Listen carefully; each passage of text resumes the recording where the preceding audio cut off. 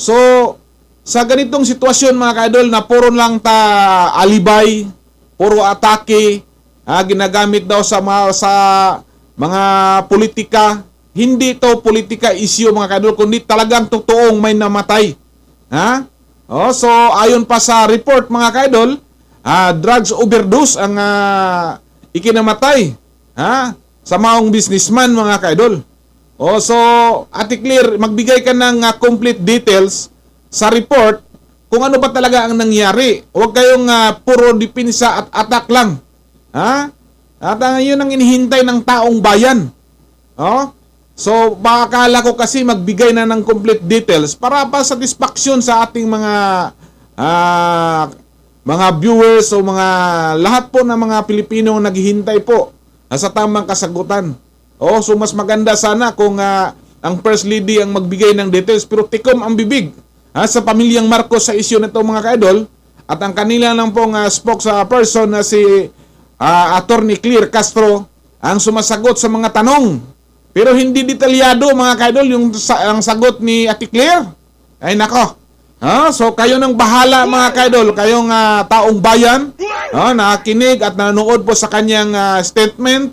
Kayo nang bahalang humusga. Sino ba talaga ang nagbigay ng fake news? Okay, panoorin po natin yung press con ni Ate Claire mga ka-idol. Okay, pwede na po tayong tumanggap ng inyong mga katanungan. Walang tanong po mula kay Ivy Reyes Bilyon. Gusto ko yung inyong mga reaksyon, ha?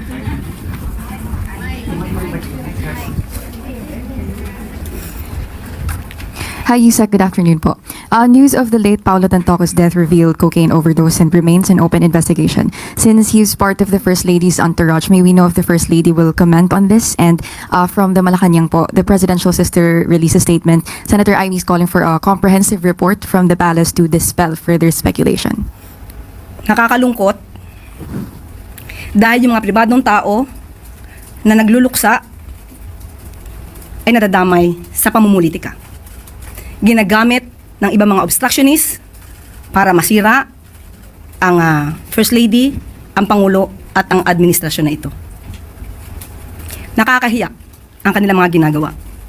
Unang-una, si Mr. Paulo Tantoco ay hindi po kasama sa official entourage ni FL o ni First Lady ng unang ginang. Nakakahiya dahil gumawa sila ng peking police report. Naturingan journalist, mga dating spokespersons, hindi marunong mag-imbestiga ng sarili. Hindi sila nagiging journalist, kundi nagiging propagandista ng kanilang mga